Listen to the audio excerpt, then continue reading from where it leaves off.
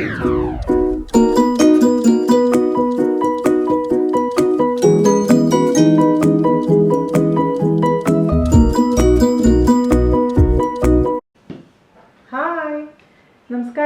എന്തുണ്ട് വിശേഷം? എല്ലാവരും സുഖം തന്നെയെന്ന് വിശ്വസിക്കുന്നു.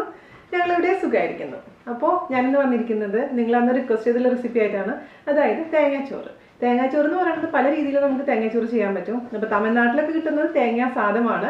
അത് വളരെ എളുപ്പത്തിൽ വൈറ്റ് കളർ ഇരിക്കുന്ന തേങ്ങ ചെറിയത് ചേർത്തുണ്ടാക്കുന്ന തേങ്ങാ സാദം. ഇതെന്ന് പറഞ്ഞാൽ താളേരപ്പാലിലാണ് ഞാൻ ചെയ്യുന്നത്. അപ്പോൾ ഇത് ഈവൻ കേരളത്തിൽ തന്നെ പല വെറൈറ്റീസ് ഉണ്ട്. ഇപ്പോൾ മലബാർ ഏരിയയിൽ കിട്ടുന്ന തേങ്ങാച്ചോറ് കംപ്ലീറ്റ്ലി ഡിഫറെൻ്റ് ആണ് കേട്ടോ. ഇതെന്ന് പറഞ്ഞാൽ എൻ്റെ ഒരു വെർഷനാണ്. വളരെ എളുപ്പത്തിൽ തയ്യാറാക്കാൻ പറ്റുന്ന, അതേസമയം നല്ല ടേസ്റ്റി ആയിട്ടുള്ള തേങ്ങാച്ചോറ്.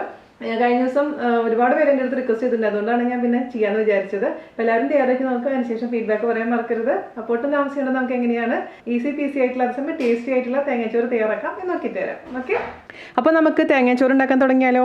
അതിനുവേണ്ടി ഞാനിവിടെ 1 ഗ്ലാസ് ബസ്മതി റൈസാണ് എടുത്ത് വെച്ചിരിക്കുന്നത്. ആദ്യം തന്നെ നന്നായിട്ട് വാഷ് ചെയ്തു. അതിനുശേഷം ഒരു 20 മിനിറ്റോളം വെള്ളത്തിൽ കുതിർത്ത് വെച്ചിട്ടുണ്ടായിരുന്നു.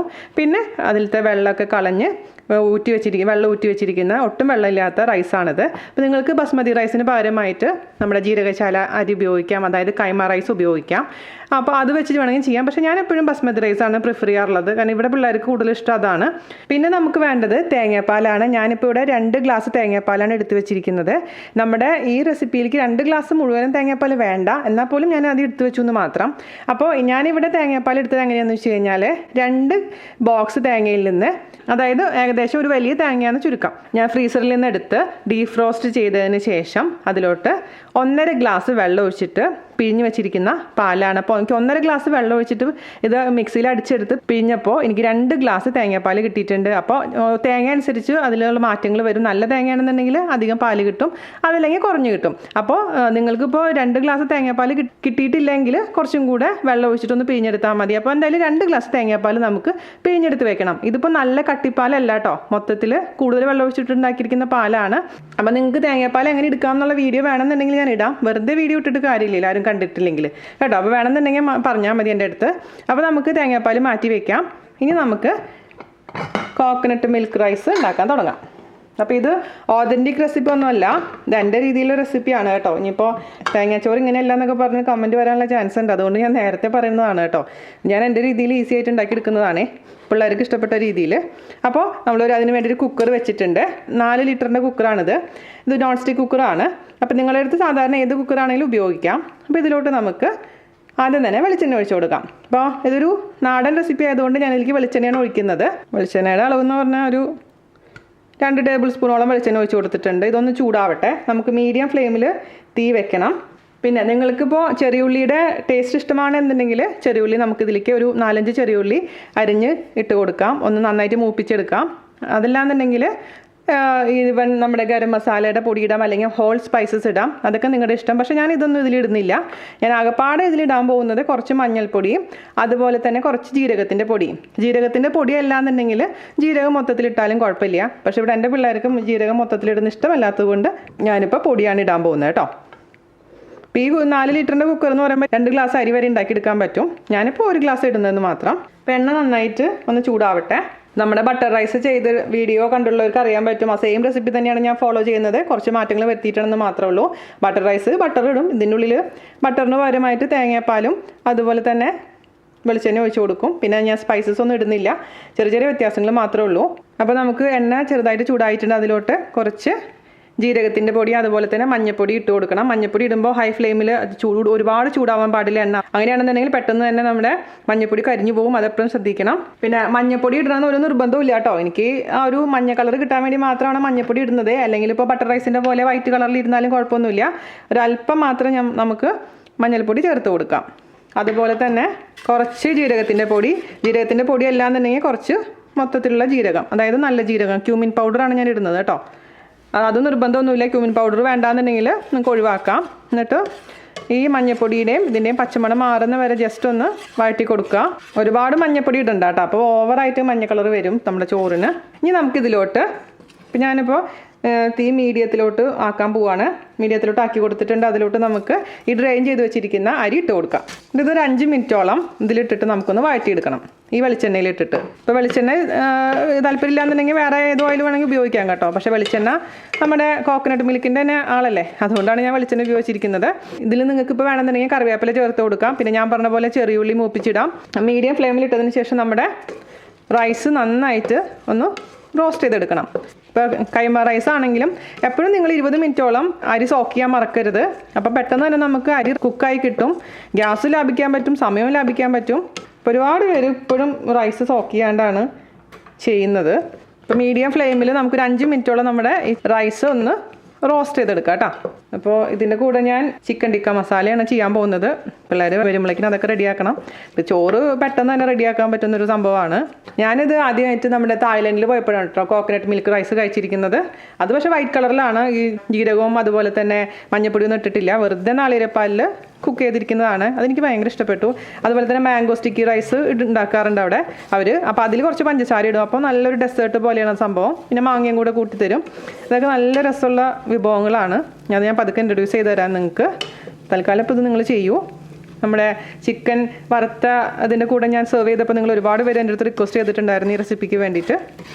ഓക്കെ, അപ്പോൾ നമ്മുടെ ഇത് നന്നായിട്ട് റോസ്റ്റ് ആയിട്ടുണ്ട്. ഒരു 5 മിനിറ്റോളം ഞാൻ മീഡിയം ഫ്ലെയിമിലിട്ട് റോസ്റ്റ് ചെയ്ത് കൊടുത്തിട്ടുണ്ട്. ഇനി നമുക്കിതിലോട്ട് ആവശ്യത്തിനുള്ള തേങ്ങാപ്പാൽ ചേർത്ത് കൊടുക്കാം. തേങ്ങാപ്പാൽ എന്ന് പറഞ്ഞു കഴിഞ്ഞാൽ ഞാൻ പറഞ്ഞ പോലെ 2 ഗ്ലാസ് വേണ്ട, അതിനേക്കാളും കുറച്ചും കൂടെ കുറവ് തേങ്ങാപ്പാൽ കേട്ടോ.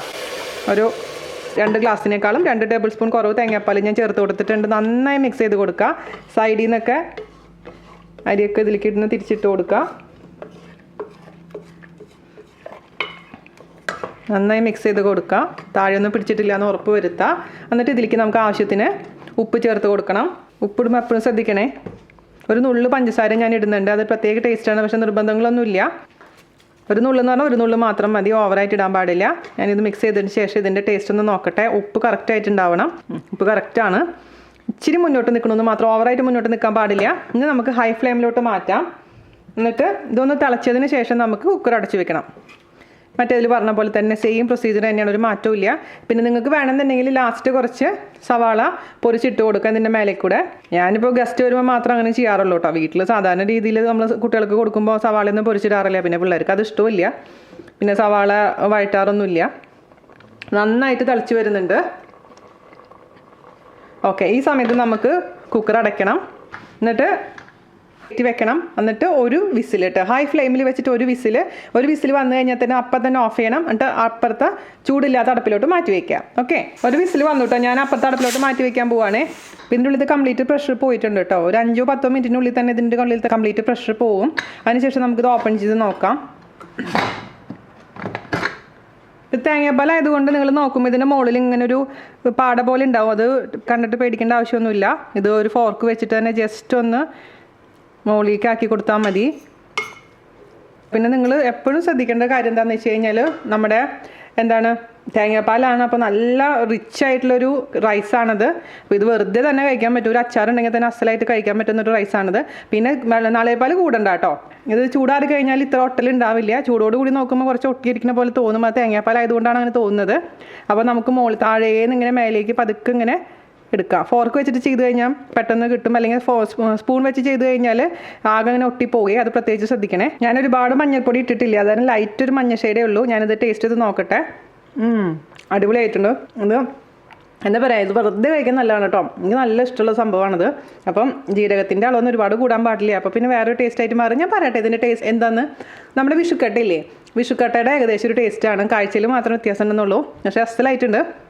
അപ്പോൾ വിഷുക്കട്ട കഴിക്കുന്ന പോലെ നമുക്ക് ഇതിലേക്ക് കുറച്ച് അണ്ടിക്കറി ഉണ്ടെങ്കിൽ അടിപൊളിയായിരിക്കും. അതെല്ലാം എന്ന് വെച്ചിട്ടുണ്ടെങ്കിൽ നമ്മുടെ മാങ്ങാക്കറി ഒക്കെ ഇതിൻ്റെ കൂടെ നല്ല ചേർച്ചയാണ്. പച്ചക്കറിക്കാർക്ക് ചിക്കൻ കറിയോ മട്ടൻ കറി എന്താണ്ടിൻ്റെ കൂടെ നല്ലതാണ്. അതുപോലെ തന്നെ മഷ്റൂം ബെർലൻ, സോയാ ചങ്ക്സ്, ഇതിൻ്റെ കൂടെ ഒക്കെ വളരെ നല്ല കോമ്പിനേഷനാണ് ഈ റൈസ്. ഞാനിന്ന് ഒരു സെർവിങ് ബോളിലോട്ട് മാറ്റട്ടെ. അപ്പോൾ ഞാൻ പറഞ്ഞ പോലെ ഇപ്പോൾ ചൂടോടുകൂടി ഇരിക്കുമ്പോൾ കുറച്ച് സ്റ്റിക്കി പോലെ തോന്നും. അത് തേങ്ങാപ്പാൽ ആയതുകൊണ്ടാണ് അങ്ങനെ തോന്നുന്നത്. പക്ഷേ 10 മിനിറ്റ് കഴിയുമ്പോഴേക്കും ആ സ്റ്റിക്കിനെസ് ഒക്കെ ഒന്ന് മാറി കറക്റ്റ് ആയിക്കോളും. അപ്പോൾ നമുക്കൊരു സെർവിങ് ബോളിലോട്ട് മാറ്റാം. അപ്പോൾ നമ്മളിപ്പോൾ 2 ഗ്ലാസ് അരിയുടെ കണക്ക് പറയുകയാണെന്നുണ്ടെങ്കിൽ 3.5 ഗ്ലാസും പിന്നെ 1 ടേബിൾ സ്പൂണാണ് തേങ്ങാപ്പാലിൻ്റെ കണക്ക് കേട്ടോ. 2 ഗ്ലാസ് അരി ഉണ്ടാക്കുമ്പോൾ അതാണ് ഞാൻ ഫോളോ ചെയ്യാറുള്ള മെഷർമെൻറ്റ് എന്ന് പറയുന്നത്.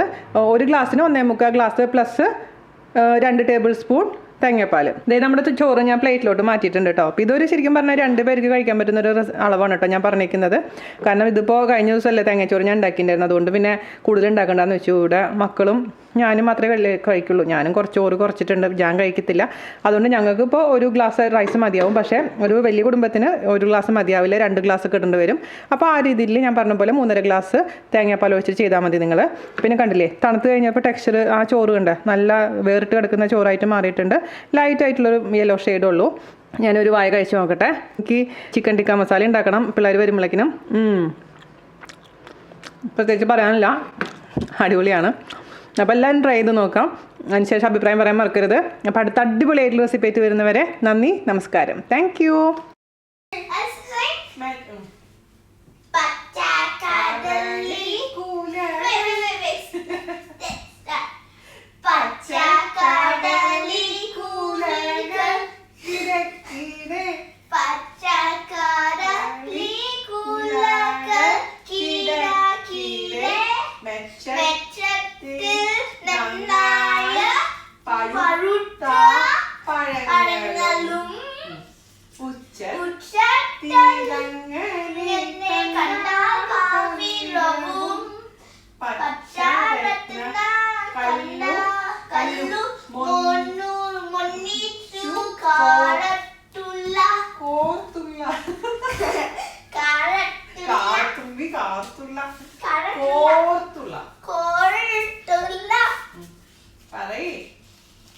പച്ചരത്ന കല്ലും ഒന്നിച്ചു കോർത്തുള്ള.